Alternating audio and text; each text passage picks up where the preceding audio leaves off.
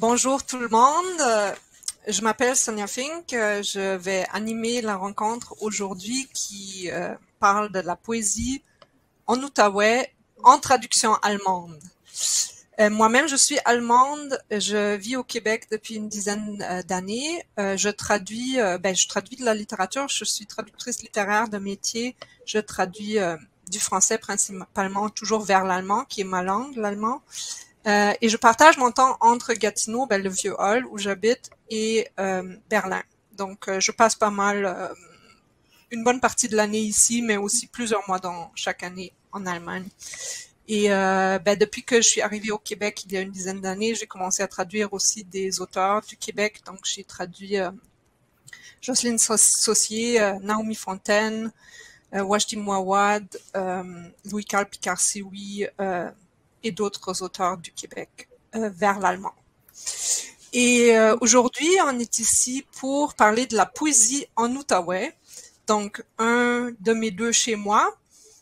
Mais cette poésie, en fait, a fait sujet d'une revue autrichienne qui s'appelle Lichtungen, qui est une revue littéraire en Autriche de très grande renommée, qui a consacré un numéro entier à la poésie de l'outaouais. Donc, on a aujourd'hui ici 4 poètes présents qui sont Guy Jean, Michel Côté, Alexandre Deschênes et Louise Lavallée. Bienvenue tout le monde. Je suis très contente de pouvoir échanger autour de ce sujet avec vous aujourd'hui. Et on a aussi Monsieur Hannes Machor de l'ambassade autrichienne et qui est aussi le directeur du Forum culturel autrichien à Ottawa, qui va aussi prononcer quelques mots de bienvenue. Donc, je vais tout de suite passer la parole à vous, Hannes, pour votre mot de bienvenue et après, on va continuer à échanger avec les poètes présents. Merci bien.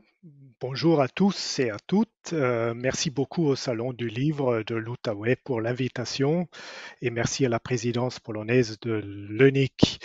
L'activité d'aujourd'hui s'inscrit en continuité avec l'activité Lettres d'Europe de 2021. Cette dernière, en fait, a permis au public d'Ottawa et Gatineau de découvrir le travail d'Elena Messner, qui est une romancière autrichienne de grand talent. L'activité d'aujourd'hui, de plus, s'inscrit bien dans ce que nous faisons en tant que forum culturel.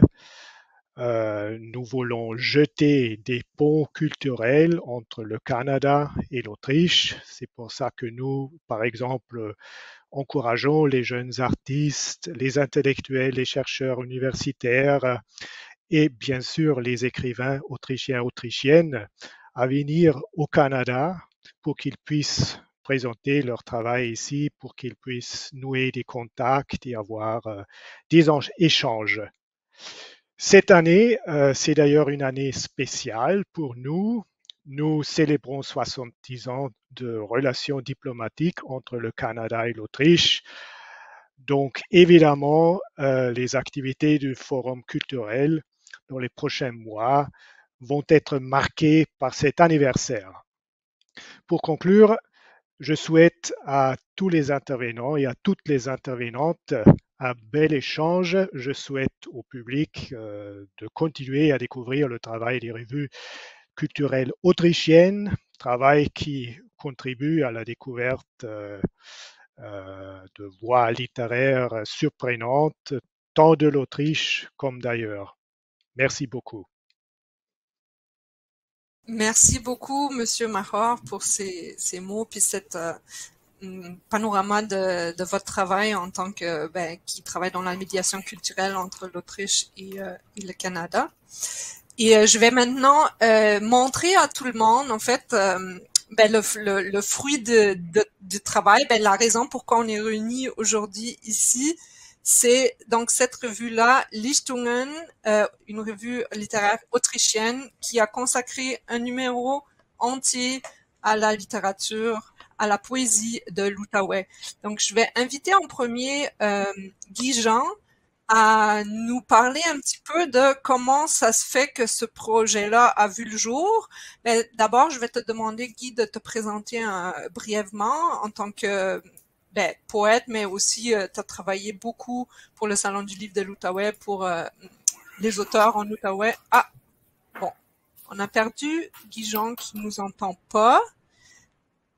Donc, je vais te laisser régler les petits problèmes techniques, Guy, en espérant que ça va marcher. Je vais donc passer à inviter les trois autres poètes à se présenter très brièvement au public pour qu'on connaisse un peu votre biographie artistique. Je vais commencer par Alexandre. Est-ce que tu pourrais nous parler de toi et de ton œuvre? Oui, certainement. Donc, Alexandre Deschênes, je suis auteur. Premier recueil publié à l'Écrou en 2017 et le deuxième également publié à l'Écrou en 2019. J'ai participé également à un ouvrage collectif du démantèlement tranquille, cofondateur du collectif Joual de bataille, qui était à la base un collectif de poésie, qui est rendu multidisciplinaire et pas mal engagé sur les scènes en général. J'approche la poésie un peu comme un show rock une fois sur scène. En gros, c'est ça. Merci beaucoup, Alexandre. Super. Donc, une autre des poètes qui a été publiée dans Lichtungen, c'est Louise Lavallée. Louise, est-ce que vous pourriez nous présenter brièvement votre biographie d'artiste, de poète? Oui, alors mon nom est Loïse Lavallée et je suis originaire de Montréal, mais je vis dans l'Outaouais maintenant depuis au-dessus de 40 ans. Je suis une auteure qu'on appelle multigenre.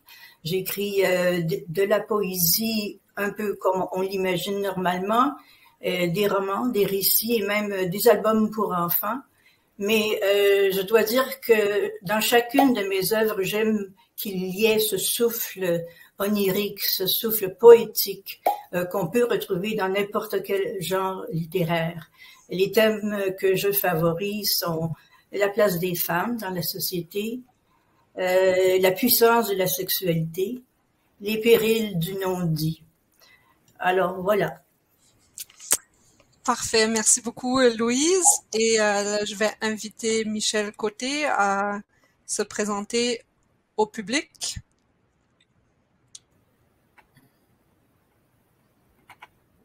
Oui, Michel, c'est à vous. Je ne sais pas si Michel, êtes-vous là? Bon, on a des petits pépins techniques, c'est pas grave. Je vais passer à Guy Jean. Voilà. Guy, est-ce que vous pourriez vous présenter d'abord vous-même en tant qu'auteur, poète, mais aussi nous parler du projet et de l'avènement de cette revue autrichienne Lichtungen, s'il vous plaît? Guy, vous m'entendez pas? Ah, ben Guy, il ne m'entend pas, on dirait, mais est-ce que quelqu'un d'autre? Oui, oui, bon.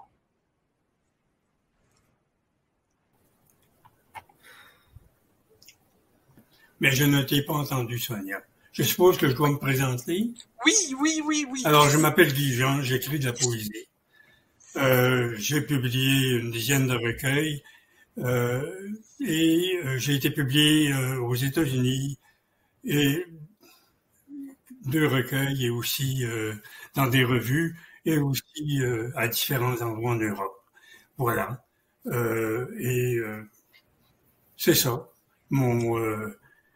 Mon occupation, c'est l'écriture poétique. Et je demeure à Gatineau. Merci beaucoup, Guy. Bon. J'entends toujours pas Sonia. L'origine du projet? Oui. Ah bon, ok. Là, c'est mon tour pour cela. Okay. Bon. Mais je m'excuse, mais j'entends seulement Louise. Alors, je suis pas l'interprète, je comprends pas ce qui se passe parce que il y a des connexions qui ne se font pas. Voilà. Alors, le tout a débuté avec la résidence à la Maison Fairview du traducteur Michael von Kilichhorn en 2016. Michael travaillait alors sur un numéro spécial de la revue allemande Die Ohren sur la littérature actuelle du Québec pour publication à l'occasion de l'invitation du Canada à la Foire du livre de Francfort en 2020.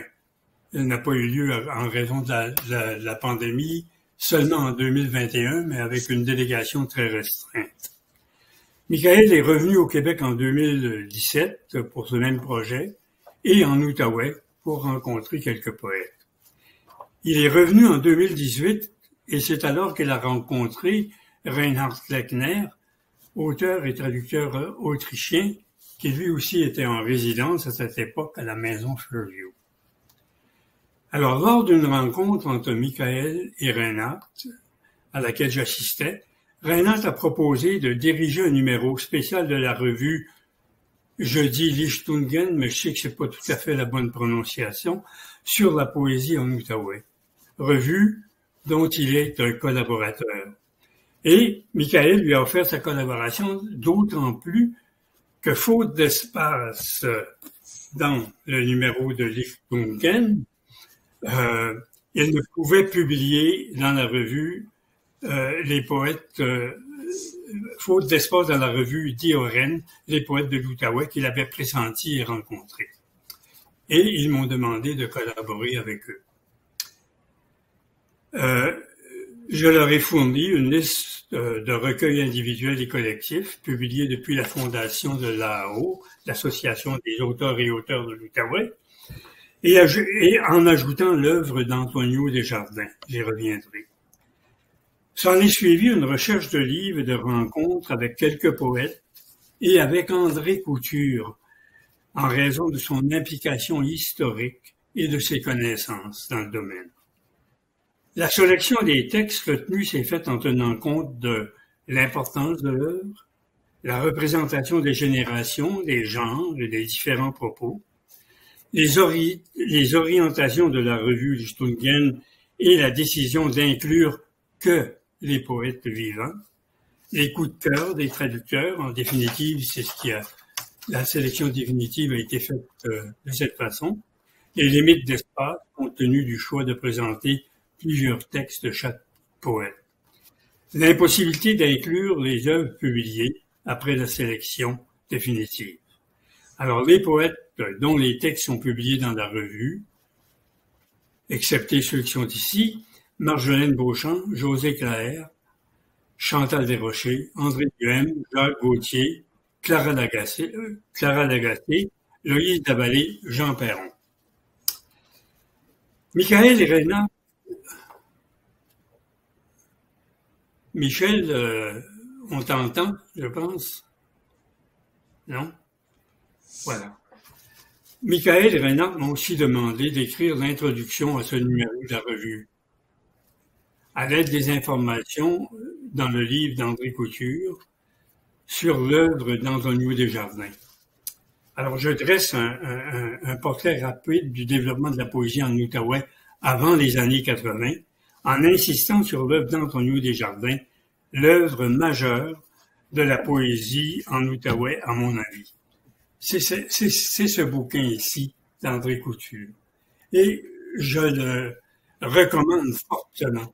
C'est une œuvre majeure, cette œuvre aussi. Alors puis, je fais état des publications des poètes ayant présidé à la naissance du Salon du livre de l'Outaouais et de l'Association des auteurs et auteurs de l'Outaouais, dont Serge Dion, Jacques Michaud, André Duhem, Stéphane-Albert Boulet, Mireille Vallée et autres, et de leur volonté de dire la poésie. Je traite ensuite brièvement de la diffusion de la poésie de l'Outaouais par les maisons d'édition Asticou, Écrit des Hautes-Terres et Neige Galerie, par les diverses activités dont les lundis de la poésie, fondés et animés par Lise Caro, les soupers littéraires et les reportages à Radio-Canada par Julie Huard, la publication des collectifs par l'AAO et les rencontres de slam outaouais. Enfin, je note quelques poètes qui se sont distingués par leur publication et dont les textes ne sont pas inclus dans la revue. Je termine cette introduction ainsi. La poésie actuelle en Outaouais se présente sous des formes et des expressions diverses, ce dont rendent compte les textes choisis par les traducteurs pour ce numéro de l'Ishtungen. Poètes de diverses générations, ils et elles s'expriment dans toute la complexité de la langue, à la fois écrite et parlée, afin de témoigner du temps et de l'espace dans lesquels elles et ils évoluent. Voilà. Merci beaucoup. Merci beaucoup, Guy, pour cette introduction. Donc, c'est vraiment grâce à une résidence, en fait, d'échange, une résidence d'écriture pour des traducteurs et pour des auteurs, la Maison Fairview qui invite des auteurs et des traducteurs du monde entier, en fait, à rester ici dans l'Outaouais pendant tout un mois et que sont créées ces rencontres-là et que cette revue-là a vu le jour. Donc, je trouve ça assez formidable que par ces bourses d'écriture, c'est pas juste un truc individuel que chacun reste dans son coin à écrire, mais ça crée des échanges, ça crée des rencontres et c'est par la suite qu'on voit une traduction puis une diffusion au niveau international. Donc, je voudrais commencer par demander à toi, Alexandre, est-ce comment tu as appris que tes poèmes allaient faire partie de cette revue-là et comment tu as réagi à apprendre que, est-ce que c'était la première fois que des poèmes à toi ont été traduits? Est-ce que tu avais une expérience d'être traduit déjà et qu'est-ce que ça te fait d'avoir des poèmes dans la revue? J'avais déjà été traduit, mais c'est nous qui avions traduit, qui avions payé pour la traduction dans le cadre de la poésie partout. J'avais un ami qui était en Islande, fait qu'on avait traduit des poèmes en islandais qu'on avait laissés sur les tables là-bas. Mais non, dans une revue outre-mer, c'est la première fois. C'est Guy qui m'en avait parlé. Et j'avais déjà rencontré Michael aussi dans des salons du livre divers, que ce soit à Montréal ou à Gatineau. Ouais, c'est sûr que c'est toujours un honneur de se faire traduire. Maintenant, moi, je regarde pas tant ce que ça veut dire pour moi que ce que ça veut dire pour la poésie en général en Outaouais. C'est-à-dire que d'avoir un intérêt à l'international sur des réalités. La poésie, c'est des polaroids de comment on se sent, d'un univers social qui nous est propre à quelque part, qui transpire le territoire, mais que ça puisse traverser les frontières comme ça, puis trouver écho de l'autre côté, je pense que ce n'est que bon pour la culture et la reconnaissance aussi. La poésie est un geste politique de se donner le droit d'exister, c'est comme s'il y a quelqu'un d'autre qui reconnaissait ce droit d'exister-là. En tout cas, voilà pour moi. Parfait, merci. Mais j'avais pensé, en fait, en lisant le poème qui parle de la rue Laval, qui s'intitule Rue Laval, et ça parle du vieux hall et tout ça, mais moi qui vis dans le vieux hall à un coin de rue de la rue Laval, pour moi, ça fait partie de mon identité, mais c'est sûr que je me suis demandé sur le caractère universel de la poésie, justement, quelqu'un qui va lire ça dans une revue en Autriche, qui a jamais mis les pieds dans le vieux hall, comment tu vois ça que la poésie, c'est ancré dans un territoire, ça a quelque chose de très... ça peut avoir quelque chose de très spécifique, mais ça ouvre aussi quand même un horizon universel. Donc, comment tu vois ça quand tu penses à des gens en Autriche qui lisent sur la rue Laval du vieux hall? Une fois que la poésie elle est lue, qu'elle cesse un peu de nous appartenir, ça devient dans l'œil du lecteur ou de la lectrice, ou est-ce qu'eux-mêmes vont trouver certaines similitudes à ce qu'ils ressentent, à ce qu'ils vivent. Donc, je pense pas que ça fasse exception. Ça reste des sociétés occidentales, mais il y a une mémoire collective universelle sur les émotions, sur la façon de sentir ça. Donc, probablement que la personne va retrouver sur la rue Laval certaines choses qu'elle a vécues dans son quartier, qu'elle peut se rattacher, ou tout simplement un sentiment général qui se dégage de ça, où elle se rattache. Donc, la poésie a cette capacité-là de collectiviser les émotions, de se dire qu'on n'est pas tout seul à se sentir comme ça. Alors que je pense que la rue Laval, le vieux hall est un canevas, mais les couleurs qui sont utilisées, tout le monde peut les reconnaître. Ouais. Parfait. Merci beaucoup. En fait, j'ai oublié dans mon petite introduction de dire au public, mais je vais le dire maintenant parce que tout le monde peut m'entendre quand même, que ce soit au début ou en plein milieu, que si vous avez des questions, donc vous devant vos écrans, notre public à la maison, vous pouvez à chaque moment poser ces questions-là dans le clavardage et ils vont m'être transmis par la magie de la technologie. Et à la fin de notre intervention ici, ben, je vais poser les questions du public donc aux auteurs, autrices. Et donc, n'hésitez pas si vous avez une question d'ordre général ou à un des auteurs, autrices présents, vous pouvez mettre dans le clavardage. Ben, justement, par rapport à cette pensée-là de comment la poésie voyage. Louise, j'aimerais vous demander, vous, qu'est-ce que vous pensez du fait que la première fois qu'il y a une revue entière consacrée à la littérature de l'Outaouais, que ça se passe en Europe, dans un pays germanophone d'Europe, et non pas au Canada, au Québec ou dans une revue franco-canadienne dans une autre province. Qu'est-ce que vous pensez de ce fait-là? Mais premièrement, j'étais très honorée d'apprendre que ma poésie serait traduite en langue allemande, la langue de Goethe, la langue de Hermann Hesse, que j'affectionne particulièrement, et que mes mots allaient se retrouver finalement à reprendre un second souffle. Ça m'a confortée parce que on est une région, l'Outaouais, et comme région, c'est très difficile de faire sa place au Québec et au Canada. Montréal, déjà, c'est plus facile, les grandes villes. Alors, c'était vraiment, pour moi, c'était une récompense, en quelque sorte, de voir mes mots traduits en langue allemande. Et on sait que la traduction de la littérature, et en particulier de la poésie, à mon avis, ce n'est pas, comme vous l'avez déjà dit, comme on l'a dit avant d'aller en ondes, ce n'est pas du mot à mot, ce n'est pas une traduction ordinaire. Et de savoir que le souffle, que la musicalité de ma poésie allait se retrouver en langue allemande, ben, ça m'a fait énormément plaisir et je remercie ma traductrice, Birgit Leib, je crois. Et c'est ça. Et bravo à l'Autriche d'être venu nous chercher, nous qui sommes perdus dans un coin du Québec où il est très difficile de percer. Merci beaucoup, Louise. Oui, donc si je comprends bien, il y a certaines d'entre vous qui ont carrément été en contact avec leurs traducteurs germanophones et qui ont échangé autour de problèmes de traduction. Peut-être, est-ce que Michel, tu pourrais nous parler un petit peu je pense que tu as été en contact justement avec Birgit Leib, qui est la traductrice de Louise Lavallée, mais qui a aussi traduit tes poèmes. C'est une expérience assez étonnante. Michel, parce que on n'a pas de son, malheureusement. Bon, ben, on ne t'entend pas. Est-ce que vous m'entendez pas? Pourtant, j'ai eu beaucoup donc, je de pense problèmes. Que ça ne marchera pas avec Michel, moi, je parce vous que entends. malheureusement, on n'a pas de son. Là, non plus. Oui. Je vais tenter. On l'entend. OK, parfait. Là, vous m'entendez? Oui, c'est bon. Ah, ouf!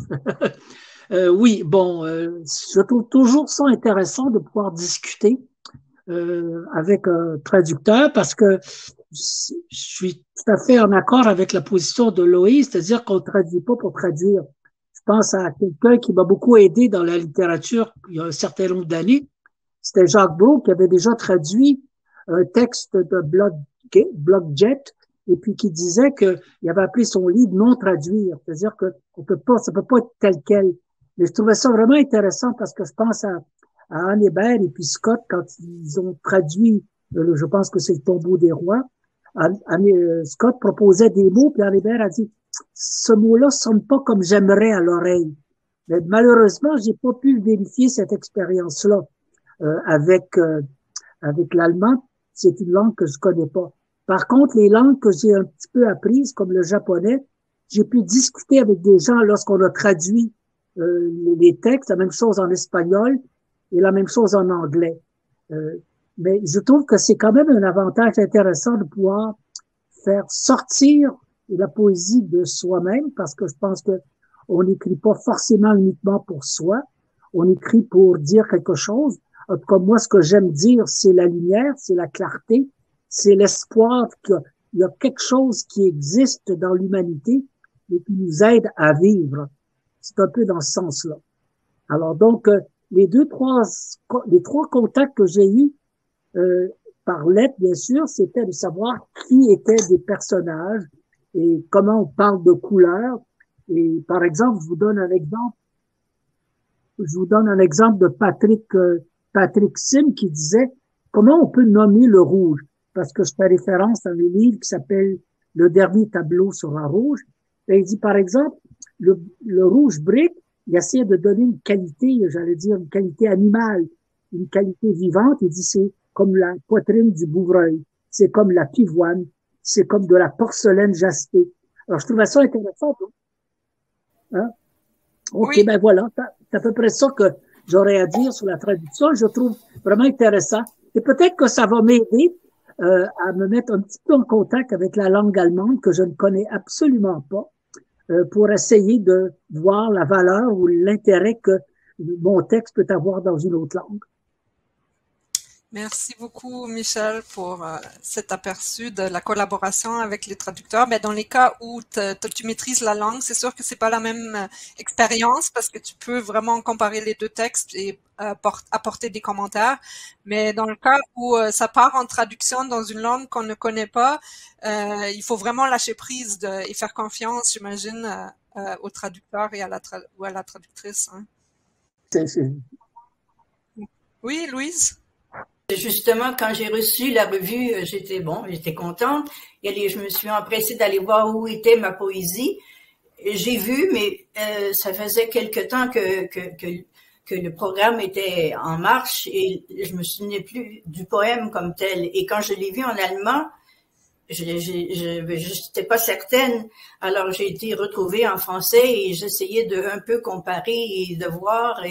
Et c'est une belle expérience. J'avais déjà été traduite en anglais, mais en anglais, je connais bien l'anglais, donc je peux comparer.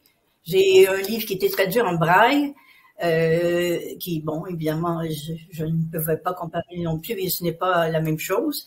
Mais c'est la première fois que c'était une traduction internationale qui donnait finalement, qui donnait une nouvelle incarnation à la poésie que j'avais écrite. Mm-hmm. Oui, ben c'est exactement ça c'est comme ça que je vois la traduction. En fait, on donne naissance à un nouveau livre qui a un lien très étroit avec l'original, évidemment, idéalement, mais c'est vraiment une nouvelle incarnation d'une œuvre d'art, puis c'est ça qui rend la chose si passionnant en fait. Du traducteur, de trouver le souffle et la musicalité dans la langue qui reçoit le texte.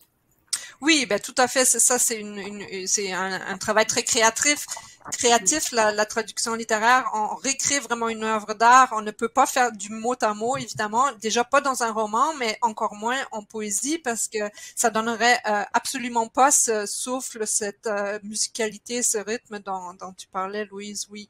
Donc je pense que Guy, toi aussi, tu as été en contact avec Michel, qui était ton traducteur vers l'allemand, non? Et il t'a posé quelques questions pour l'aider un peu dans son travail. Est-ce que tu pourrais nous en parler? Oui, avec Michael, ça a été surtout certains termes que j'utilise. Des fois, j'utilise certains termes comme mal mort. C'est un terme qui n'est pas utilisé souvent. C'est une mort accidentelle ou disons qui n'est pas naturelle, comme on dit. Alors, ça, c'est un exemple de ce terme-là. Alors, il voulait savoir très souvent qu'est-ce qu'il y avait derrière le mot. Moi, mon expérience au niveau du travail avec... parce que Michael me connaissait assez bien, il avait beaucoup lu mes choses, alors ça n'a pas été très difficile pour lui de traduire. Ben, c'est-à-dire, il faut s'entendre, mais en tout cas, il n'a pas eu besoin de me demander beaucoup de choses. Mon expérience là-dessus, c'est que moi, lorsque j'ai traduit 2 poètes américains, là, ce que j'ai remarqué, c'est comment rentrer dans l'imaginaire de l'autre. Et comment pour moi, le défi est à ce niveau-là. C'est que c'est un imaginaire qu'on connaît pas. Et alors, les mots ont des sens et ont un sens qui n'est pas celui qu'on va lui donner normalement. Donc, à ce moment-là, je trouvais très important de pouvoir communiquer avec la personne pour voir qu'est-ce qu'il y avait derrière. Moi, je me verrais pas traduire un poète mort à cause de ça, parce que je suis pas un traducteur professionnel. Mais c'était plus, dans le fond, une adaptation poétique en français du texte original en anglais. Oui, c'est sûr que ça aide beaucoup quand l'auteur ou l'autrice qu'on traduit est vivant et qu'on peut poser des questions, justement, comme tu dis, parce que c'est vraiment ça, la traduction, rentrer dans l'imaginaire de quelqu'un d'autre. Et des fois, cet imaginaire-là nous est plus proche, ou comme dans ton cas, Michel, qui te connaît bien, mais quand on connaît la personne, c'est sûr qu'on sait un peu, elle s'en va où avec ses idées, cette personne-là, mais quand c'est quelqu'un d'inconnu, ou quelqu'un à qui on peut pas poser des questions, des fois ça peut rester très inaccessible. Donc il faut vraiment faire tout ce travail en fait de lecture d'abord pour déchiffrer le texte, puis pour après pouvoir le faire parler dans l'autre langue, dans la langue vers laquelle on traduit. Oui, oui, Michel. Sentais que elle voulait connaître, elle voulait en fait sentir qu'est-ce que l'émotion qui était là dans les textes. Et je dois lui dire que si jamais elle voit ça, que j'ai beaucoup apprécié. Oui, ben, c'est sûr qu'on aime ça les traducteurs aussi, quand les auteurs apprécient notre travail, comprennent notre travail, comprennent. Puis justement, ça prend une grande sensibilité et d'ouverture vers l'autre, parce que c'est sûr qu'on pourrait aussi juste réécrire le poème un peu comme ça nous chante, mais ce serait pas une traduction, alors ce serait une vraie récréation à partir d'une source qui nous inspire vaguement. Mais la traduction, c'est en même temps un travail de rester quand même le plus proche possible, tout en essayant de recréer cet univers, cette voix, ce message peut-être, ou ce rythme surtout en poésie aussi. C'est ça qui rend la chose vraiment intéressante.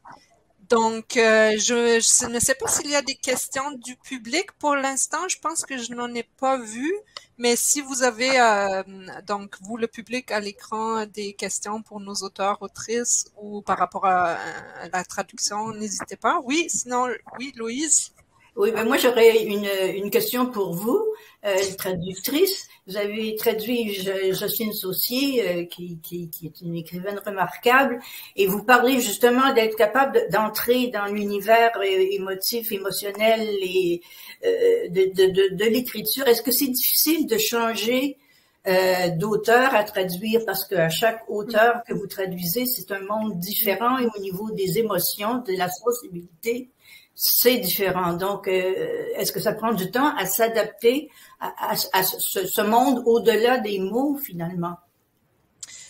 Oui, mais pas juste le monde au-delà des mots, aussi carrément les mots, parce que chaque auteur a sa manière d'utiliser les mots et sa manière d'utiliser la langue. Donc, moi, quand je traduis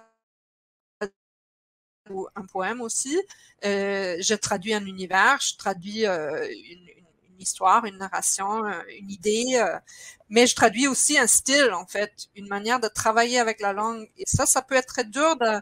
Moi, j'ai pas beaucoup de mal de changer d'un univers à l'autre, parce que ce qui me passionne dans la traduction littéraire, c'est que chaque œuvre littéraire m'ouvre un autre monde, et j'adore explorer ces mondes-là, c'est génial. Surtout quand ils me parlent, évidemment. Bon, il y a la littérature que j'aime plus que d'autres, c'est normal, on a tous nos goûts, mais nos convictions. Mais le travail sur la langue, c'est ça aussi c'est plus artisanal dans ce sens-là. Puis j'essaye vraiment de trouver cette façon de travailler avec la langue et de la recréer dans ma langue. Et là, des fois, c'est dur quand je passe à un autre livre qui est écrit complètement sur un autre ton, sur un autre style, beaucoup plus épuré ou beaucoup plus fleuri. Tout ça, ça peut être dur de pas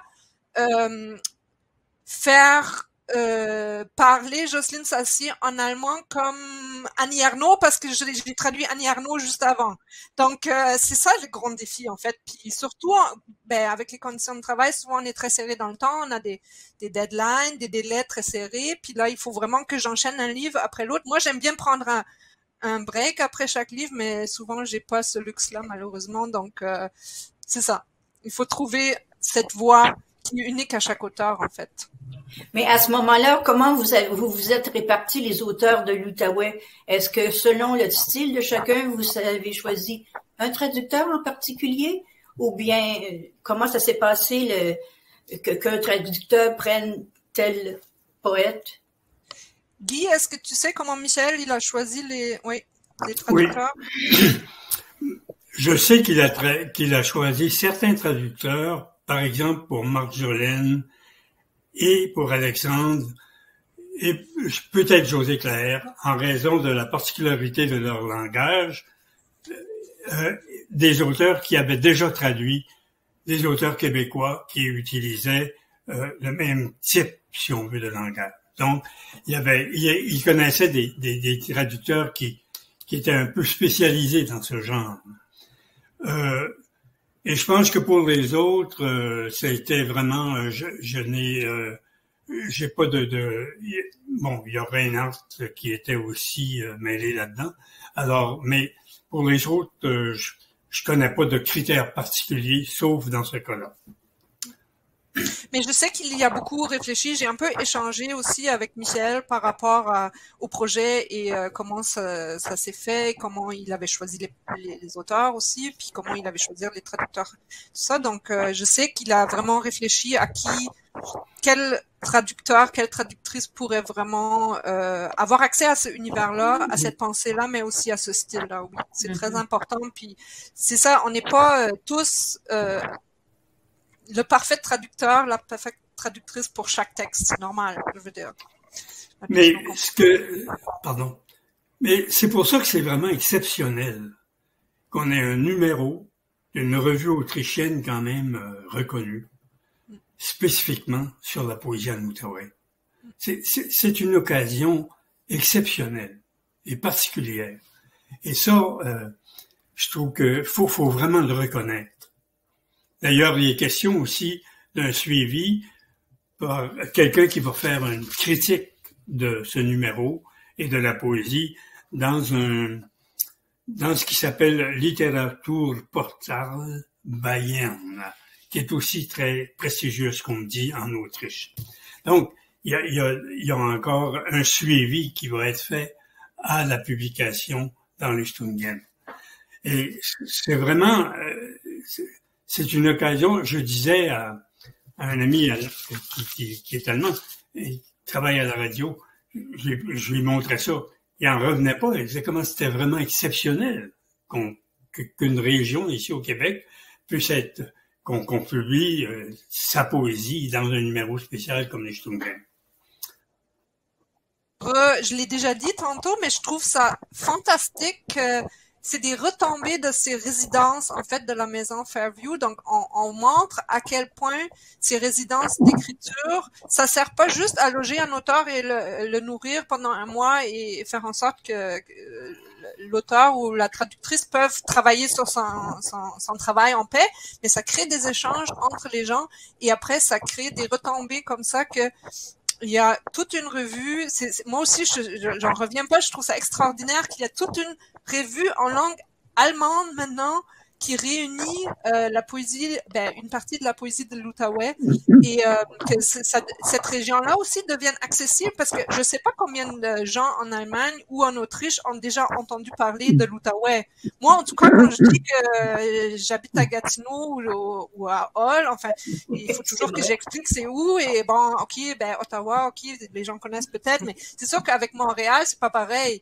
Quand on dit Montréal, tout le monde a déjà au moins entendu et sait que c'est une ville au Canada au moins. Mais l'Outaouais comme région, c'est quand même fantastique. Je sais pas comment vous, en tant que poète, votre identité est... Enfin, on dit vous êtes des poètes de l'Outaouais, mais vous habitez sur ce territoire, vous écrivez. Mais à quel point on peut dire que... à quel point on parle de poésie de l'Outaouais? Est-ce que c'est...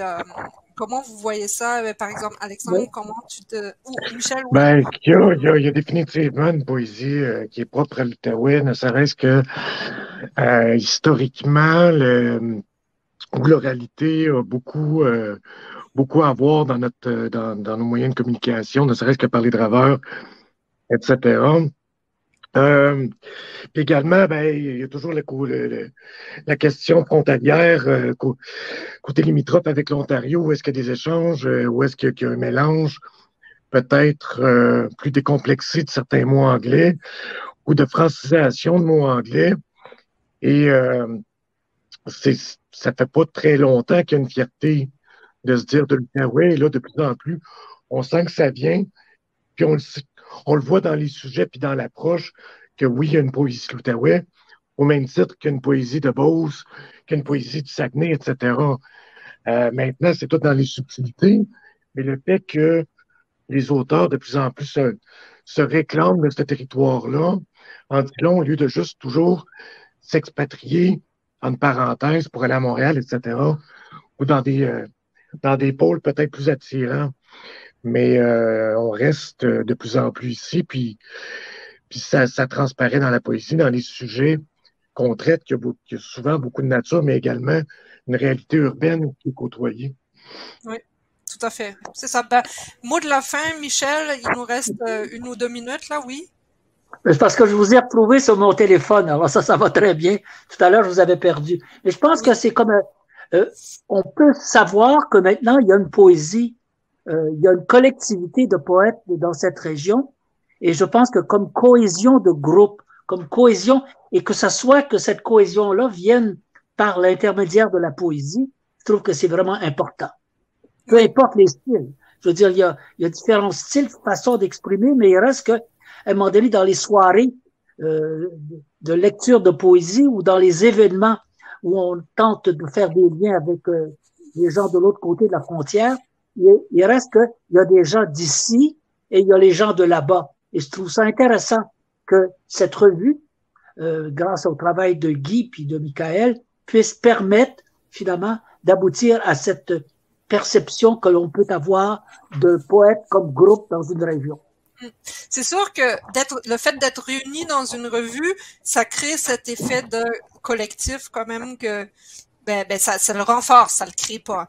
Il est déjà là le sentiment d'appartenir à ce territoire, mais justement ça peut renforcer cette identité.